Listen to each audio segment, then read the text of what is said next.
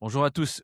Aujourd'hui, on se retrouve avec Ahmed, un de mes meilleurs clients. Vous allez voir, une histoire incroyable. Il va se présenter. Ahmed, consultant en cybersécurité. Il s'est lancé il y a quelques années en freelance et on va regarder sa transformation, sa vision aujourd'hui, du marché, ce qu'il a mis en place, fiscalité, investissement, structuration, business, apport d'affaires, nouvelles pistes pour augmenter le CA.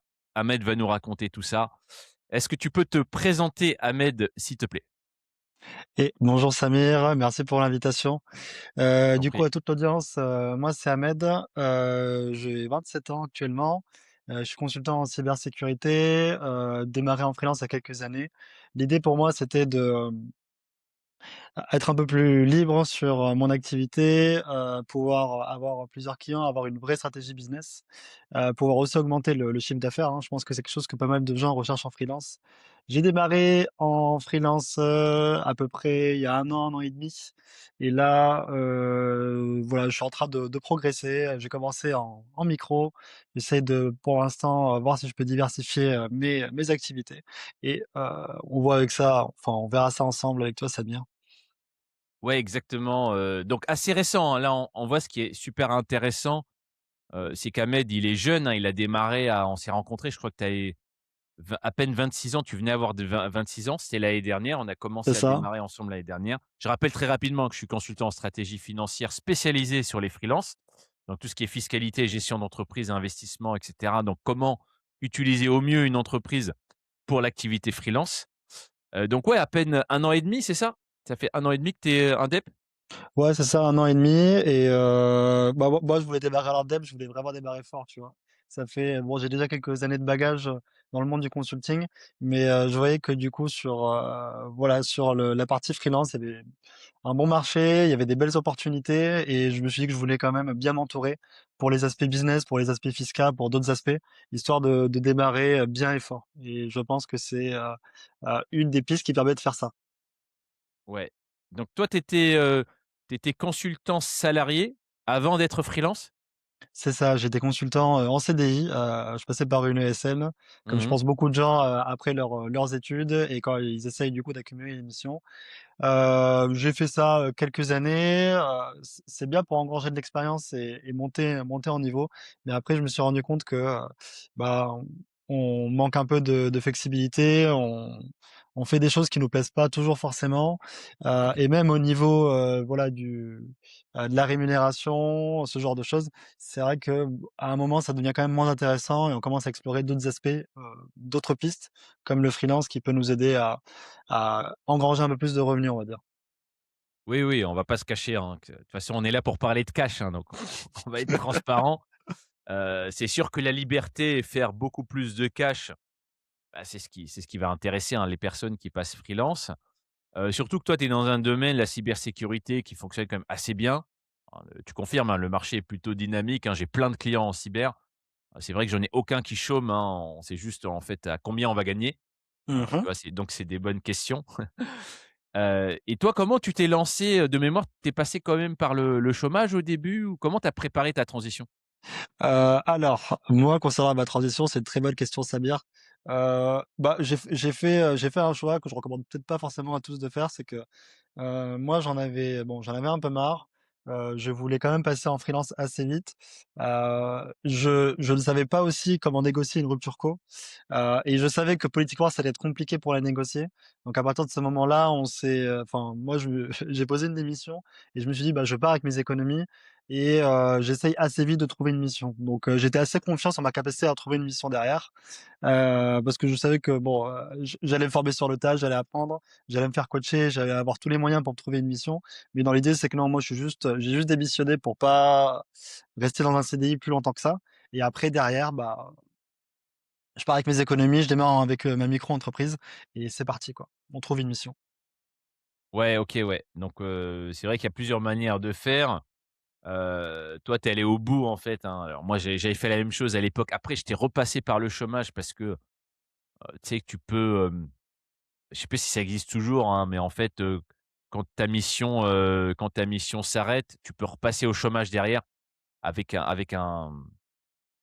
une période, tu vois, de je sais plus comment on appelait ça là, de préavis, enfin voilà. Mmh. Mais effectivement, ouais, il y a 2 écoles, hein. Soit tu prépares en amont le projet, soit, tu arrives en fin d'année, tu as 1 d'augmentation et tu peux plus et tu fonces, quoi. Et c'est vrai que c'est quelque chose qui te caractérise. Ça, je veux vraiment mettre en avant ce point, c'est que tu es quelqu'un, parmi mes clients les plus fonceurs. Et d'ailleurs, on continue à collaborer ensemble puisque en fait, je pense que comme beaucoup, tu étais un lion en cage. Tu as très vite compris, que le salariat, ça peut être intéressant, c'est pas le sujet, mais bon, on est quand même vachement limité, on fait pas ce qu'on veut. Mmh. On doit plaire à X, Y, on doit faire des réunions, on doit passer toutes les strates de décision, et qu'une fois qu'on enlève ces barrières, et ben, on a le droit d'être ambitieux et c'est ça qui te définit et c'est sûr qu'en 1 an et demi, tu as fait beaucoup de chemin. Donc si on reprend le point de départ, ouais, tu t'es lancé en micro, bah, alors c'était quoi un peu les réflexions, je pense qu'il y en avait pas beaucoup, mais pourquoi la micro? C'est quoi les idées au début? Bah, en fait, la micro, bon déjà, tu dois le savoir, hein, tu as beaucoup de communication vis-à-vis de la micro sur LinkedIn et compagnie. Après ça c'est assez vendeur, tu vois? On te dit que la micro, première année, tu peux avoir l'acre, ça te permet, de réduire tes cotisations URSSAF et ce qui fait que tu regardes dans les simulateurs, ce genre de choses, tu as un montant net généré à la fin qui donne envie, quoi, tu vois? Tu passes d'un salaire d'ingénieur à 2 000-3 000 net. Tu te rends compte qu'en micro, si tu commences à facturer, tu peux déjà avoisiner les 6 000-7 000 au plus. Donc moi, l'idée, Mmh. c'était ça, c'était de me dire, bon, première année, le statut le plus simple, on s'embête pas non plus trop avec l'administratif, on récupère quand même beaucoup en cash. C'est vrai que comparé à, on va dire à ce que j'avais avant, bon, bah, franchement, il y a pas photo, quoi, tu vois? Et tu te dis: «Bon, au moins, je rentre pas dans un truc non plus Tu peux trop nous dire, compliqué». tu peux nous dire un levier, sans dire des chiffres, mais tu as fait un fois combien, sur ton revenu net par rapport à ta première année de micro? Ça peut être intéressant. Du coup, je dois faire, allez, je pense que 2,5, c'est plutôt correct comme levier, ouais. C'est ça, OK. j'allais dire entre Pour 2 et à peu 3, mais près le même 2,5 travail? On est d'accord, hein? Est-ce que tu as vu un pour à peu changement de près. travail, de salarié en ESN par rapport à ce qu'on te demande en tant que freelance? Est-ce que c'est exactement la même chose? C'est exactement la même chose. Alors évidemment, OK. mais comme en ESN, tu as des périodes avec des pics et des creux, tu vois? Mais là, c'est Mmh. là, c'est pareil, mais sur l'année, c'est quasiment pareil et pourtant tu gagnes bien 2 fois plus, en net, hein. Ouais. OK. Donc ouais, tu t'es dit un truc simple, déjà, il faut que je trouve une mission rapidement. J'ai pas le Mmh. choix. Donc là, tu es allé vraiment au courage, hein, mais je suis d'accord avec toi, tu as des secteurs, tout ce qui est DevOps, cyber, data, quand tu as de l'expérience, franchement, il y a du boulot. Peut-être donner quelques tips pour trouver une mission, juste après. Mais voilà, tu t'es dit: «D'abord, je trouve une mission». Mmh. Le plus simple, c'est la micro. C'est vrai que la micro pour se lancer, c'est le truc le plus simple. Et après j'y vais, quoi. Et donc tu as trouvé ta mission, donc tu as trouvé toi dans un grand groupe bancaire, hein, c'est toujours la même mission, c'est C'est ça? toujours la même mission en effet, ouais. OK. Donc ça c'est intéressant et en plus tu as trouvé une mission où toi tu es lyonnais et tu as trouvé une mission sur Paris. Donc ça c'est intéressant aussi, C'est raconte-nous ça. ça. C'est ça, c'est ça. Bah, là-dessus, c'est, concrètement, j'ai vu que bon, en fait, tu fais ton analyse de marché, tu te rends compte que, tu as plusieurs pôles, en France, Lyon, Toulouse, Paris et enfin, l'endroit où il y a le plus de volume actuellement, c'est Paris, tu vois? Bah, et c'est un Mmh. secret pour personne, je pense, hein. Mais, clairement, il y a un gros volume. À ce moment-là, en fait, sur la prospection, j'étais tombé du coup en contact avec un business manager parisien qui lui, avait pas d'offre à l'instant T, mais il savait que, heu, 3-4 semaines après, il y avait un de son consultant qui allait partir, il avait pas encore fait d'appel d'offres et bref, il avait pensé à moi parce que mon profil l'intéressait bien, il était sûr de pouvoir me placer là-dessus et bon après moi je lui ai clairement dit: «Bon moi je viens de Lyon». J'étais clairement pas fermé à faire des missions sur Paris, parce que je me rends compte que déjà il y avait plus de missions en termes de volume. Les TGM sont aussi plus intéressants, c'est pas un secret. Et ça s'est fait comme ça, je joue à la transparence. J'ai vu avec lui, j'ai vu avec le client et en fait, on s'est dit pour l'instant, voilà, ça c'est quelque chose qui marche plutôt bien, hein. Vous prenez une mission, en fait, dans une autre ville, vous vous pointez beaucoup au début et c'est nécessaire pour déjà avoir la confiance du client, mais aussi pour que les gens vous connaissent, et que voilà, on sache qui vous êtes et après petit à petit vous pouvez baisser le rythme. Mais concrètement, c'est ça, c'est de se dire: «Bah, on rentre en contact, on va explorer d'autres pistes» et des fois ça donne des conditions de remote qui sont quand même plutôt avantageuses. Mmh. Ouais, ouais, comme quoi c'est possible. Il faut pas vouloir tout dès le début, et après quand on est correct, quand on fait l'affaire, bah, généralement le client, il nous donne de plus en plus de liberté, quoi. Donc ça c'est assez classique. Aussi OK, super. Faut faire le boulot par contre. Bon ça Ah oui, ça vous le savez, hein, mais ouais, je ouais, ça je préfère pense insister que là-dessus, si vous êtes, on s'adresse pas trop aux juniors, hein. On est plutôt sur une audience d'experts, donc je pense que c'est pas trop un souci.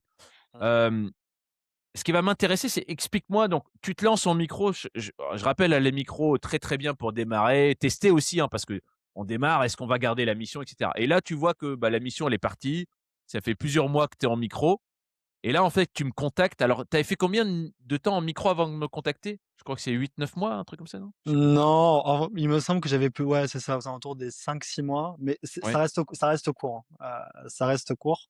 Mais en fait, toi, je t'avais contacté parce que, bon, c'est aussi un secret pour personne, l'acre s'arrête aussi au bout d'un an et en fait, on se rend compte, en fait, à la fin de la première année que, rester hors micro, on peut le faire. Est-ce que c'est avantageux? Ça reste à voir.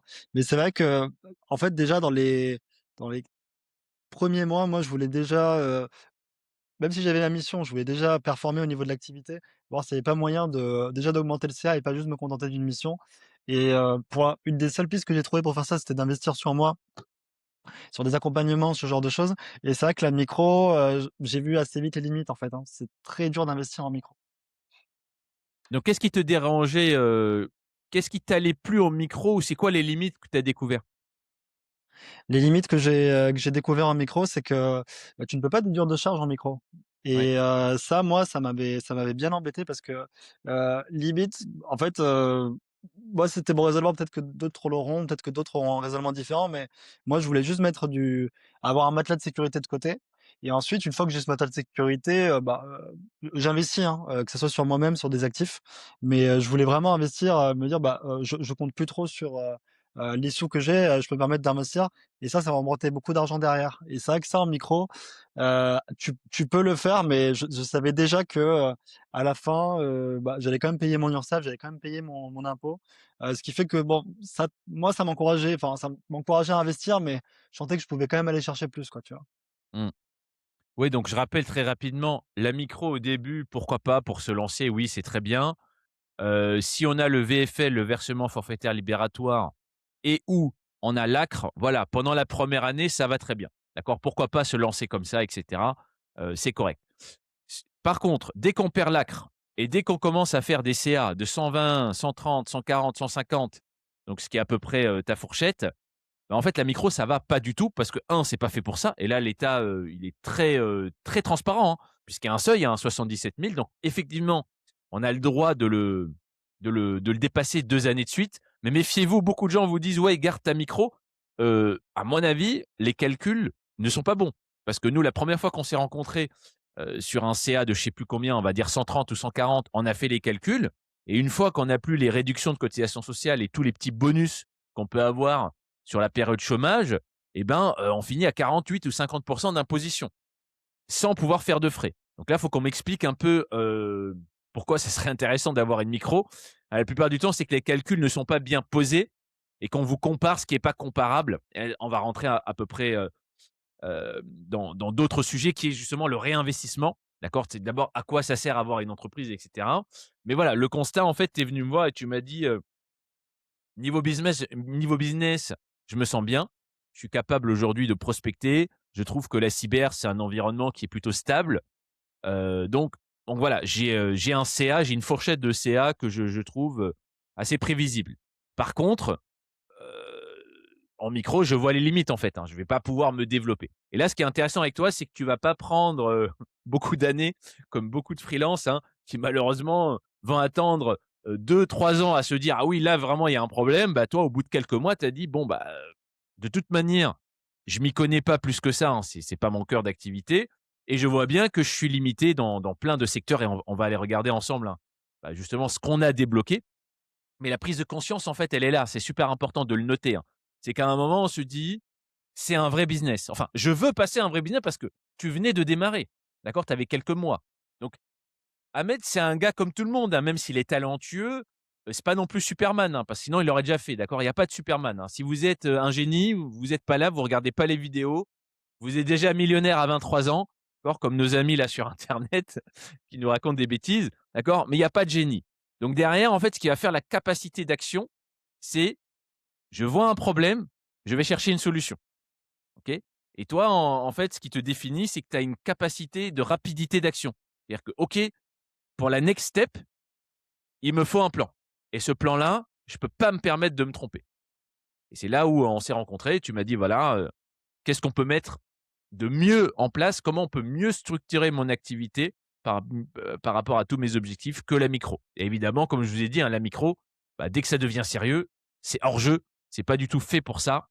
Et il y a largement mieux pour un entrepreneur et spécifiquement pour un freelance. Donc, en termes de déclic, ensuite, c'est quoi un peu le déclic, toi? C'est plutôt l'investissement? C'est aussi peut-être la capacité de pas voir, de clarté? C'est quoi le truc à un moment tu t'es dit: «Pour passer un cap, j'ai besoin de casser quelque chose»? C'est une bonne question. Là-dessus, pour moi, il y avait 2 choses. C'était de me dire, là, j'ai ce modèle-là, heu, une mission à temps plein, ça fonctionne, hein, ça a fait ses preuves, les gens font ça depuis des années. Heu, bon déjà, c'est un secret pour personne, mais au bout d'un moment, on reste plafonné. On pourra pas non plus toucher des CA infinis avec ce modèle-là. Il a quand même d'autres avantages, c'est très stable, c'est très récurrent, mais on pourra pas non plus, aller chercher giga loin là-dessus. De l'autre côté, aussi une petite partie bah, d'ennui, si je peux dire, parce qu'au final, je me dis: «Bon, est-ce que j'ai vraiment envie de faire ce même modèle-là pendant les 15-20 prochaines années à venir?» Je sais pas, moi ça m'ennuierait un peu, hein. Je sais pas ce que tu en penses, Samir, mais moi je voulais pas non plus, faire que ça, parce que je me suis dit: «Au bout d'un moment, intellectuellement, c'est pas stimulant», tu vois? Oui, c'est en fait, c'est toujours 2 visions. Tu as celui qui accepte, soit par choix, soit par dépit, la plupart du temps, c'est par dépit, de rester un prestataire toute sa vie, ce qui est pas une critique, hein, mais bon, en vrai, c'est quand même souvent un manque d'ambition ou de comment faire. Et après, tu as la vision que moi je défends, qui est plutôt freelance, c'est un début, mais derrière, je peux en faire un vrai business qui me correspond. Attention, le comment, c'est pas la question, hein. Beaucoup de gens: «Ouais, mais comment on fait?» Bah, c'est tu peux trouver, on va donner des pistes, hein, de ce que Ahmed est en train de faire, parce qu'il veut aussi passer, sur beaucoup plus, de leviers de croissance, peut-être aussi à un moment, ne plus utiliser, enfin ne pas échanger tout le temps son temps contre de l'argent.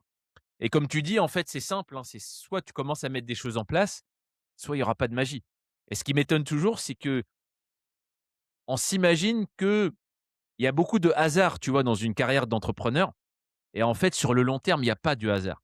Tu vois? À court terme, tu peux avoir une galère ou de la réussite, on peut te présenter une Mmh. mission, tu la trouves, tu vois? Mais si tu prends une vision un peu plus long terme, si tu regardes à 5 ou 10 ans, tu verras que toutes les actions que tu as mis en place, ça paye, en fait, tu vois? Et que ton plan, si tu en as un, parce que l'idée aussi de travailler ensemble, hein, c'est pas que la fiscalité ou l'investissement, c'est d'avoir une stratégie.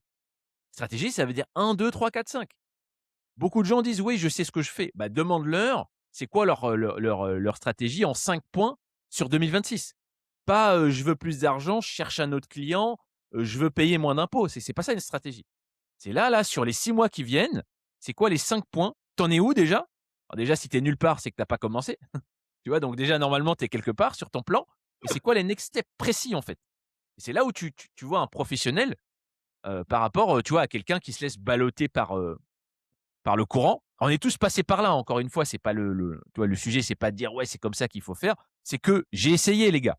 J'ai essayé de faire au feeling, j'ai essayé de tout faire tout seul, j'ai essayé de faire le radin, j'ai essayé de pas investir, j'ai essayé de pas bosser avec d'autres, tu vois? Les résultats sont on peut, hein, on peut démarrer comme tu dis, de toute façon, il suffit de trouver une mission.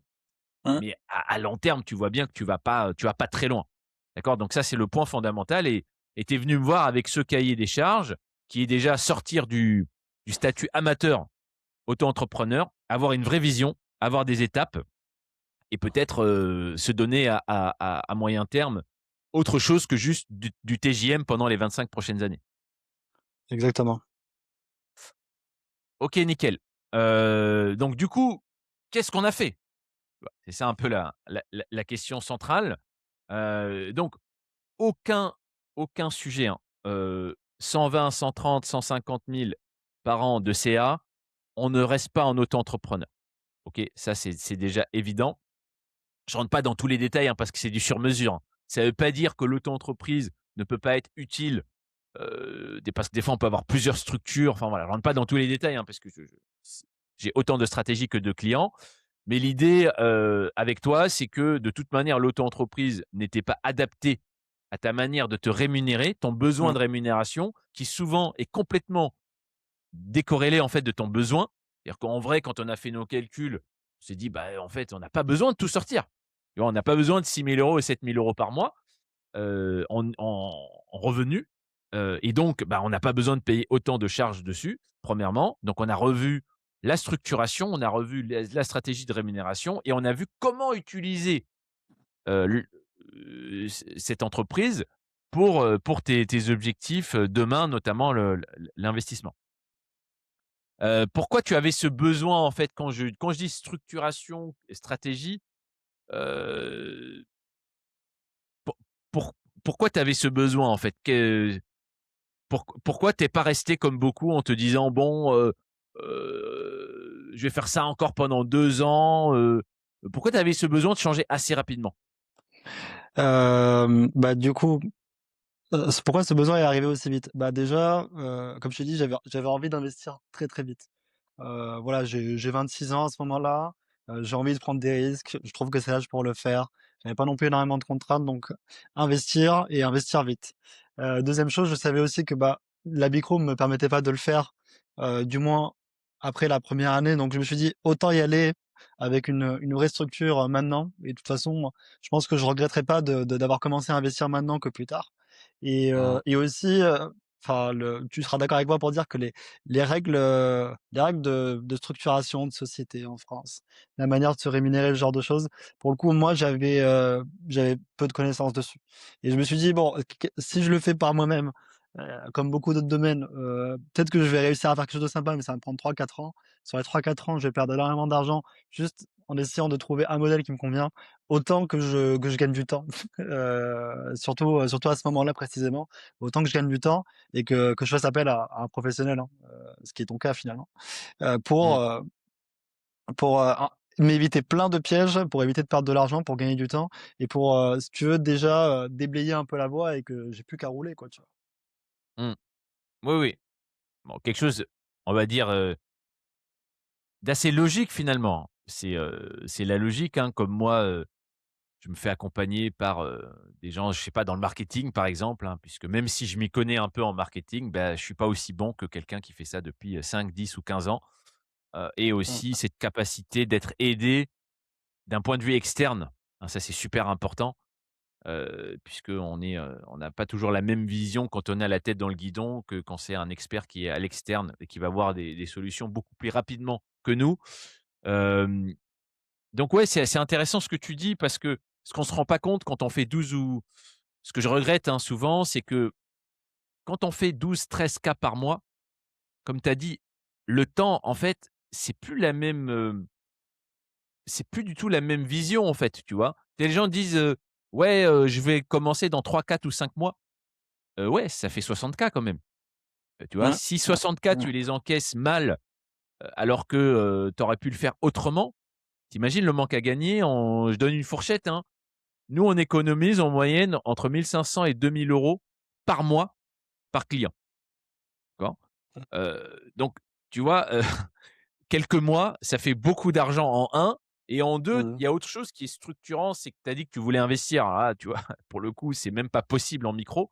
Donc ça, c'est une décision fondamentale et pareil, le manque à gagner, en fait. Tu vois, si tu veux investir, c'est pas reviens dans 6 mois, même si c'est toujours possible, hein. Mais voilà, ce que je veux bien expliquer, c'est que quand vous avez fait le plus dur, vous êtes des gens à 10 K et plus par mois, vous pouvez plus vous permettre de mettre des plombes. Vous pouvez plus vous permettre En fait, les erreurs coûtent trop cher. Voilà, Mmh. on va synthétiser, Exact. tu vois? Le temps n'est plus le même. Là où quand tu es salarié, tu vois, tu peux perdre 6 mois, bon, ça change pas grand-chose, quoi. Quand tu es entrepreneur, quand tu fais 10K, 12K, 4 15K par mois, tu peux pas te permettre de perdre 6 mois. Tu peux pas te permettre de payer trop d'impôts bêtement. Tu peux pas te permettre de te rémunérer, et de payer, des 50 de charges sociales sur quelque chose que tu as même pas besoin. Tu peux pas te permettre de louper une opportunité d'investissement, intéressante juste parce que tu as pas le temps. Tu vois? C'est des choses qui reviennent souvent, c'est la notion de temps. Quand tu es entrepreneur, tu dois avoir le temps et tu dois gérer tes priorités.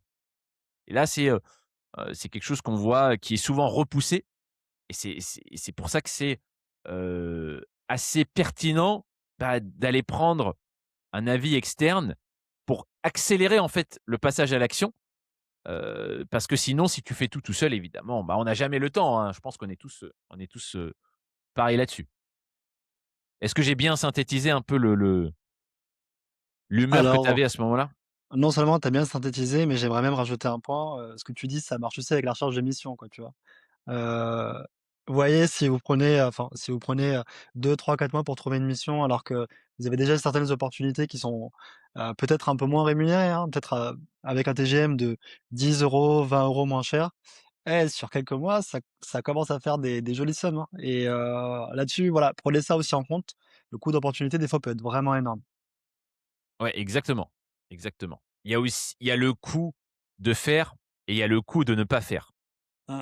C'est ce qu'on apprend dans la gestion de projet. C'est dommage, on n'en parle pas souvent, mais le coût de ne pas faire, des fois, il est beaucoup plus important que le risque, d'un projet qui échoue. Donc ça aussi, c'est très, très important de rentrer ses KPI, hein, dans les décisions, financières d'un chef d'entreprise.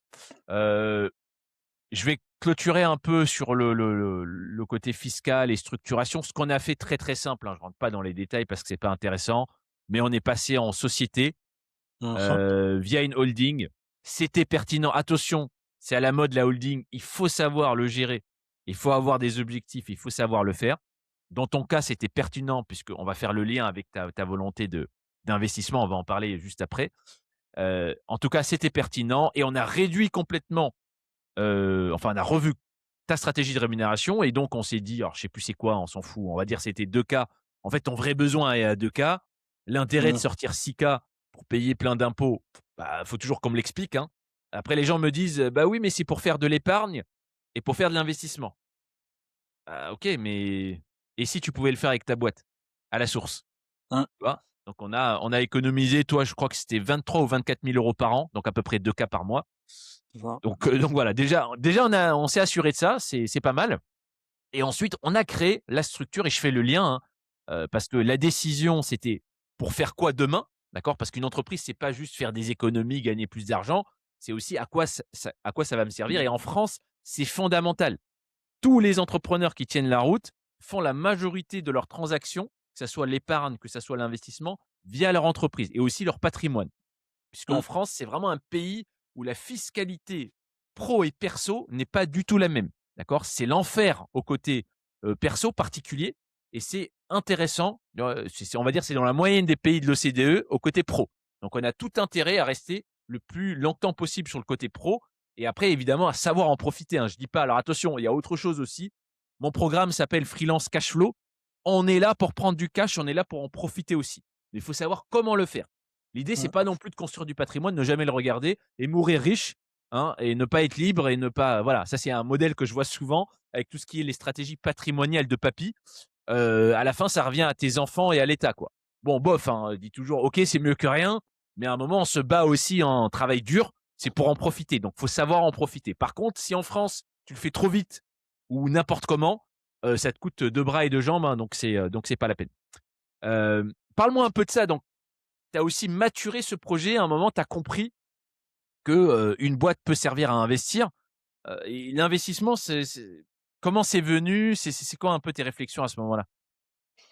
En fait, moi, j'avais une idée, de base qui était de dire, bon, j'ai du surplus, bon, bah, si je le laisse, tranquillement à la banque, ça va rien faire. Et même moi, je voulais aussi découvrir d'autres choses, tu vois? C'est un sujet qui est quand même sympa, où tu apprends pas mal de choses. Ça t'apprend aussi un peu, comment les dynamiques de ce monde fonctionnent et comment tu peux mettre, cet argent-là au boulot. Du coup, je me suis dit: «Bon, j'ai du surplus, je peux le mettre quelque part, ça pourra toujours me servir par la suite», parce que voilà, quand en fait, quand tu investis, tu places tes sous dans des actifs qui pourront te servir par la suite. Et là, je me suis dit: «Bah, écoute, commence-toi à t'intéresser à d'autres actifs, typiquement, la bourse, typiquement l'or, pourquoi pas aussi un peu de l'IMO». Et ça sera toujours voilà, des alliés qui seront avec toi, pour faire d'autres projets, quoi.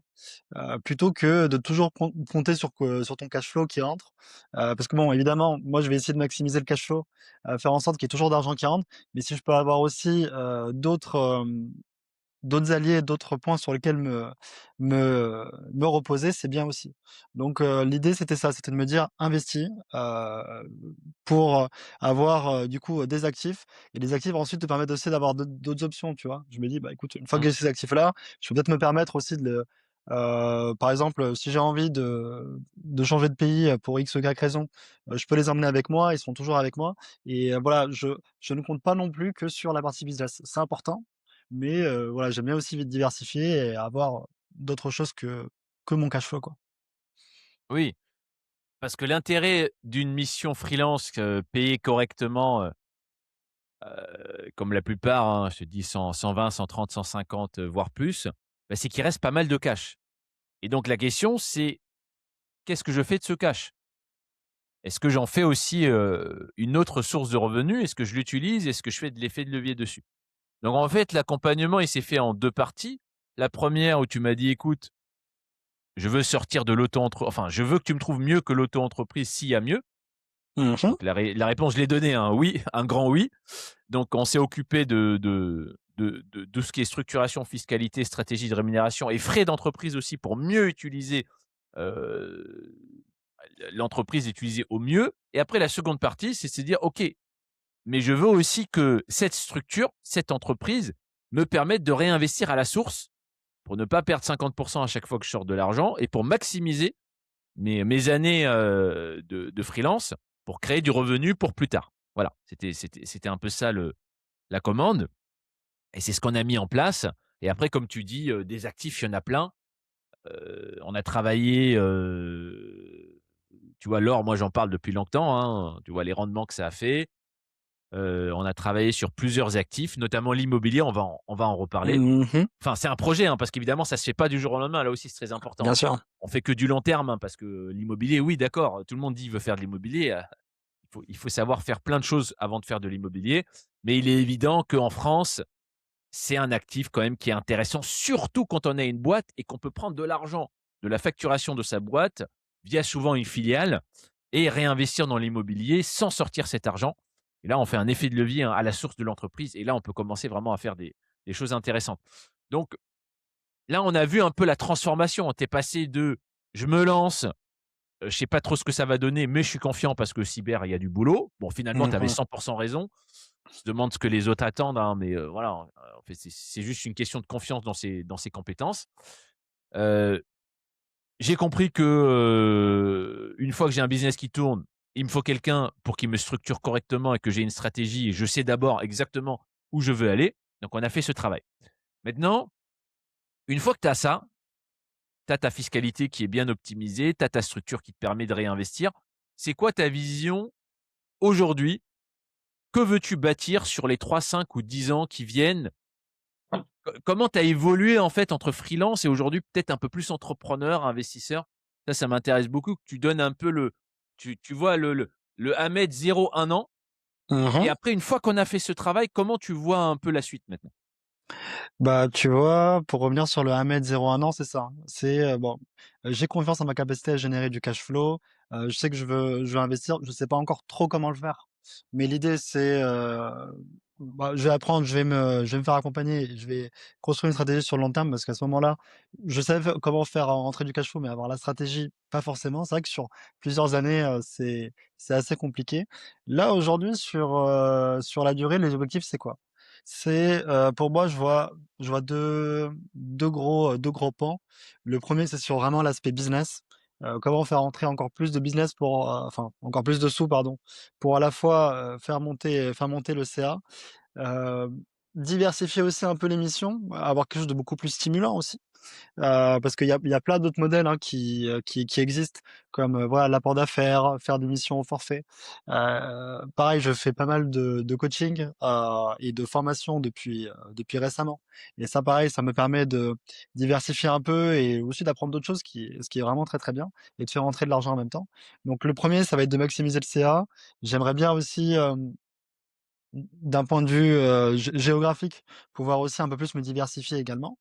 Pour me dire: «Bah, écoute, si jamais, je peux, j'ai envie de rester en France, je peux» et je pense qu'il y a encore de belles opportunités en France.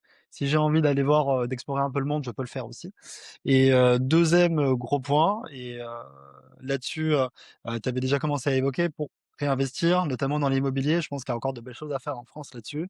Aussi dans d'autres actifs, hein. L'idée c'est voilà avec, cet argent-là, je mets, tout mon argent enfin tout l'argent que je peux investir, dans de l'immobilier, dans de la bourse, ce genre de choses et ça me permettra, d'avoir toujours des actifs qui joueront avec moi. Ce qui fait que, bah, à la fois j'aurai des actifs enfin une partie business qui me plaît bien, sur lequel je peux faire rentrer de l'argent et une autre partie investissement sur lequel, je pourrais aussi me reposer sur la durée et donc à la fin voilà, si je veux travailler, bah, je peux le faire sur des projets qui me plaisent, parce que j'ai à la fois un bon système, business qui est mis en place. J'ai aussi d'autres actifs qui sont avec moi et si jamais j'ai envie, voilà, hem, de rester en France, je peux. Si j'ai envie d'aller à l'étranger, je peux aussi. Mes actifs seront toujours avec moi. Donc dans l'idée, c'est voilà, c'est ces 2 gros points-là qui travaillent pour moi et non plus moi qui travaille pour, juste faire entrer du cash, tu vois? Mmh. Oui, oui, on va donner, des pistes concrètes de ce qu'on a mis en place. Hem, donc là, on a un projet de réinvestissement dans l'immobilier, on va dire dans le sud de la France. Mmh mh. Donc on va regarder ça tranquillement, donc ça, c'est un projet sur lequel tu veux te faire financer, donc on regarde aussi un peu ce qu'on peut faire à ce niveau-là, plutôt pour du locatif. Et d'autres pistes, donc on va mettre en dessous, hein, j'en profite pour appeler ça, on va mettre en dessous ton LinkedIn pour que les personnes puissent, t'ajouter dans leur réseau puisque tu as aussi développé assez rapidement, l'apport d'affaires. Donc l'apport d'affaires, ça veut dire, être capable de rediriger en fait des missions que tu prends pas pour toi. Donc Mmh. notamment dans la cyber, mais pas que, hein, tout ce qui est un peu IT, même s'il y a beaucoup de missions cyber. Donc là-dessus aussi, c'est intéressant, quand on commence à avoir du réseau, dans notre groupe, il y a pas mal de missions qui sont postées toutes les semaines. Donc là aussi, hein, c'est assez intéressant. C'est quelque chose que tu veux développer, même si ça prend du temps, hein. Nous, on essaye d'être un peu plus transparent que les autres. On vend pas de formation, apport d'affaires, donc on n'a pas besoin de faire des promesses. Ça reste intéressant. Mais ça prend du temps, d'accord? Pour être tout à fait Mmh. transparent, j'ai très peu de clients qui gagnent, des sommes significatives sur l'apport d'affaires, même s'il y en a, mais ça prend du temps, OK? C'est intéressant par contre à long terme, ça reste un actif, ça se marie assez bien avec un réseau de qualité. Donc comme on est là-dessus de toute manière, nous, avec notre communauté de clients et cetera, bon, c'est assez naturel, mais on a bossé aussi sur cette volonté de diversifier et d'augmenter son chiffre d'affaires et là-dessus, moi j'aide aussi à rajouter la formation professionnelle, qui a l'avantage d'être en fait exactement, heu, les mêmes, ça nécessite les mêmes compétences, sauf que ça se vend d'une manière différente. Donc là, tu as commencé toi à faire, des petites missions de formateur à des TJM qui sont les mêmes ou même un peu plus élevés, de mémoire que ton TJM, consulting, hein. Donc là-dessus aussi attention, fausse croyance, hein. Beaucoup de gens pensent que ouais, mais la formation attendez, la formation, on n'intervient pas dans des collèges de banlieue, hein. On fait de la formation professionnelle, c'est dans des écoles supérieures, c'est dans des entreprises. Donc on a des Mmh. TJM à 500, 600, 700, 800 €. D'accord? Mmh. Donc attention, Exact. il y a pas mal d'argent dans la formation professionnelle ciblée, ce qu'on appelle la formation métier, en fait, hein. On vient sur des choses précises et votre expertise de consultant est demandée. Parce que là, il y a pas mieux que quelqu'un qui est sur le terrain et c'est ça qu'on est en train de développer pour augmenter le CA, pour se diversifier. Dedans, il y a plein de manières de faire, hein. Comme tu dis, ça peut être du coaching, ça peut être, des écoles, ça peut être, des partenaires qui t'envoient, dans des entreprises. Ça peut être la reconversion professionnelle, puisque la cyber, ça fait partie des thématiques qui sont très demandées en reconversion professionnelle.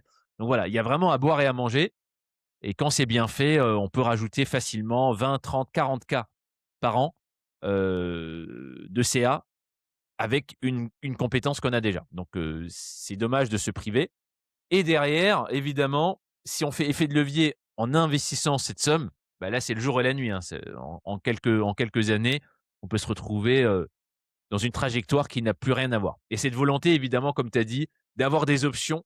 Je l'ai toujours dit, je l'ai dit lors de l'événement en début d'année, on était le 31 janvier. J'ai dit: «Je ne pense pas qu'on sera dans un monde stable cette année». Je pense voilà, évidemment, j'ai pas une boule de cristal, mais voilà, en bon stratège, ne vous attendez pas à un monde plus stable. D'accord? Ça sera l'inverse. Et donc notre capacité à rebondir, à avoir des options, c'est vital. D'accord? C'est très, très important. Donc plus on a d'options, plus on a des capacités à créer plus d'argent, à bouger, à se créer en fait, tu vois, cette capacité d'évolution autour de nous, plus on sera résilient. D'accord? C'est le concept d'antifragilité pour ceux qui connaissent, c'est très, très important. Si vous êtes coincé, on va toujours plus vous coincer. Et le marché, c'est pareil. Le marché IT est intéressant selon la spécialité de chacun. D'avoir le marché n'existe pas, hein. Entre un data, un cyber, un DevOps, un ce que tu veux, et si tu rajoutes derrière l'expérience et tu rajoutes des pros logiciels, tu rajoutes le cloud, tu peux être multicasquette, hein. C'est ce qui fait la force aujourd'hui des profils, c'est de pas savoir faire qu'une seule chose. D'accord? Il faut être multicasquette et multi, techno, heu, mais ce marché n'existe pas. OK? Il faut vous créer votre propre marché. Il faut faire plus. Et autre chose, tu as parlé un peu de l'international, sujet qui est super intéressant, hein. J'ai accompagné pas mal de clients aussi à partir vers l'international, à avoir des clients internationaux. Ça marche très, très bien. Tu vois? Question comme ça, Ahmed, est-ce que la cyber se fait de la même manière en Angleterre qu'en France? Oui, les principes sont les On est mêmes, d'accord, on est d'accord. les standards OK, sont les mêmes.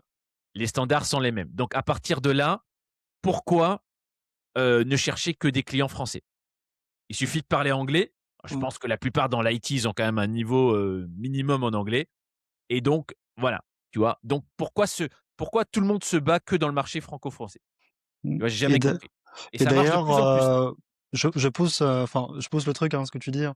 On peut même aller sur d'autres marchés francophones, hein, la Suisse, la Belgique, le Évidemment, Luxembourg. exactement. Voilà, même si vous avez un niveau en anglais qui est pas génial, hein, même juste en restant sur de la francophonie, il y a déjà d'autres opportunités à aller chercher. Donc voilà, faut pas non plus, c'est pas non plus si inaccessible que ça. Ouais, exactement. Exactement, mais ça demande comme d'habitude une stratégie, et la stratégie, c'est se fait toujours en avant, en amont, hein. C'est très, Mmh très mh. important de comprendre ça. Beaucoup de gens, en fait, se développent, tu vois? Ils apprennent en marchant. Ça va 2 minutes ça. Ça, c'est bien au début, tu vois? C'est le côté un peu fonceur au début, je vais trouver une mission, je fonce et tout, c'est très, très bien. Un professionnel, à un moment, on arrête d'improviser, OK?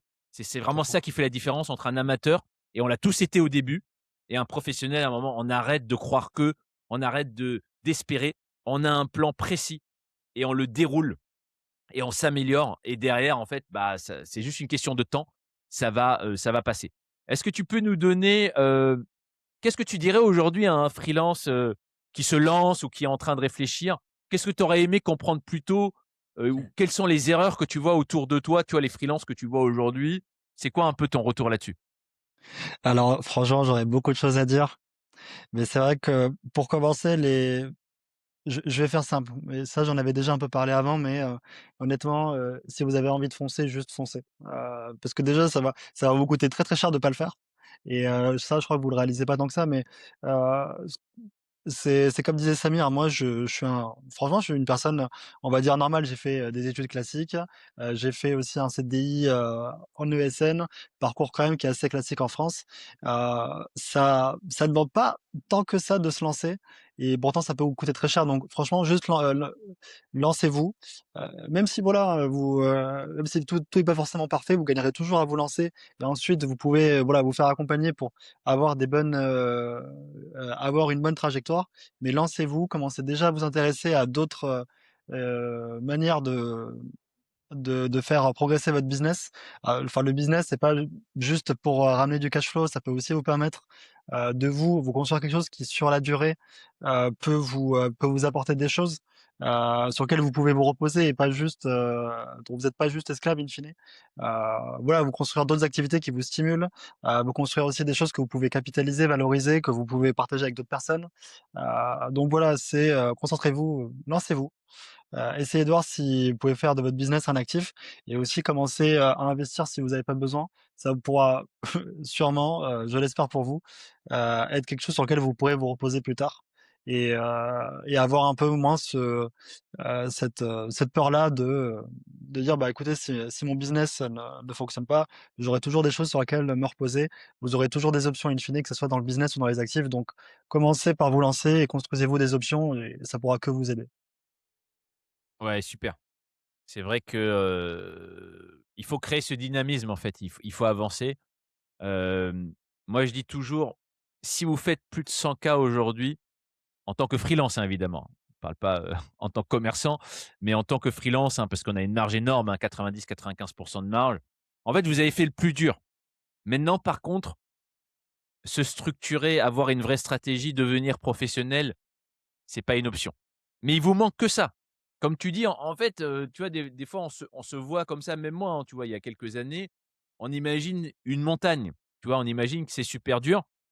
Je dis pas que c'est facile, mais Mmh. il nous faut pas tant que ça, en fait, tu vois? Mais des fois, tu vois, le chemin entre 90 et 100, il est beaucoup plus technique que le chemin des 0 à 90 et c'est là où de moins en moins on peut se permettre des décisions qui sont pas maîtrisées. «Ah, je savais pas, on m'a dit que», tu sais, c'est toujours le même truc. «Ah oui, le comptable m'a pas dit, ça je savais pas, je connais pas la loi, je connais p» non, tu es un chef d'entreprise, on n'a pas la place pour tout ça. Après on peut pas tout faire en même temps, mais au moment où Bien tu sûr. deviens sérieux, tu vois, au moment où tu commences à te dire: «OK, je n'ai plus les moyens, j'ai même plus envie de perdre du temps, en fait». Tu vois? Parce que la notion de temps, elle est aussi super intéressante. C'est qu'à un moment, je trouve aujourd'hui trop de gens sont détendus sur le temps. Moi, je trouve que le temps, il joue plus en notre faveur, même si j'espère qu'il reste encore quelques belles années, sur le marché IT en France. Mais tu Mmh. vois, aujourd'hui, je serais pas serein à faire un plan sur 10 ans à un TJM en disant: «Ouais, t'inquiète, tu vois, tu vas faire 150 000 € par an en TJM sur les 10 prochaines années en France sans trop te casser la tête». Je suis pas sûr. Je suis pas sûr, hein, que ça soit l'économie en général, que ça soit la rupture technologique, que ça soit plein de choses, je suis pas sûr.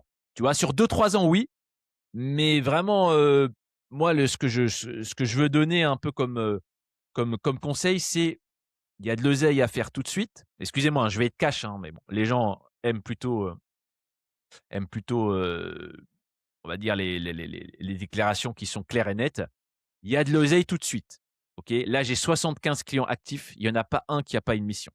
Donc déjà, le marché est compliqué, je sais pas, en tout cas pas chez mes clients, d'accord? Donc il y a de l'oseille maintenant, prenez-le. Arrêtez de le jeter par la fenêtre, que ça soit sur la fiscalité, des mauvaises stratégies et cetera. Apprenez à le réinvestir intelligemment selon ce que vous voulez faire, d'accord? L'investissement, c'est pas juste immobilier ou bourse, hein, on va Mmh. beaucoup plus loin que ça. Il y a plein, plein de choses à faire et notamment aussi side business, hein. Ça, c'est d'autres choses, hein, notamment tu as des projets sur la formation qui sont extrêmement, intéressants et peut-être, tu vois, on aura l'occasion, j'espère, de refaire un podcast, tu vois, dans 6 mois ou dans 1 an puisque on on continue à travailler ensemble sur la phase 2 en fait de tes projets, hein, puisque maintenant qu'on a tout ce qu'il faut en termes de structuration de véhicules, mais maintenant on va accélérer en fait. Parce qu'encore une fois, Ahmed, c'est quelqu'un qui n'a pas de temps à perdre et donc on va pas attendre d'avoir, 30 ans ou quoi que ce soit, hein, on est sur une très bonne trajectoire, hein. Ta progression, elle est assez intéressante, hein, depuis 1 an. Tu fais partie des clients qui vont le plus vite, hein, et donc c'est naturellement qu'on continue à accélérer. Mais faites-le maintenant, en fait, hein. Mmh. C'est valable pour tous les entrepreneurs. Il y a rien à attendre. Vous avez vu le monde dans lequel on est en train de vivre. L'hyperinflation qui va arriver, hein, même si là, on a une espèce alors là, on est aujourd'hui le 8 avril. On va pas parler d'actualité, hein, mais on a une espèce de trêve, on sait pas trop quoi. Donc là, les prix ont un peu baissé au niveau du pétrole. Une hyperinflation qui va continuer. Je le dis depuis des années. Ce monde ne peut pas baisser ses prix. Les prix montent, ne redescendront pas. Donc il va falloir toujours faire plus de cash pour maintenir son niveau de vie. Et se maintenir, moi, ça me fait pas rêver. D'accord? Je me lève pas le matin en me disant: «Mon objectif dans les 20 prochaines années, c'est me maintenir». D'accord? On a le droit d'être plus ambitieux que ça. Par contre, si on veut être ambitieux, il va falloir travailler autrement que la masse, en fait, hein. Tu vois, là-dessus, il faut être très clair au-dessus. Ça sert à rien de rêver, de croire que tu fais un truc de temps en temps, tu regardes 3 vidéos sur internet. Non, tu es le mec lambda. Si tu es le mec lambda, tu auras les résultats lambda. Tu vois? Mmh. Là-dessus, voilà.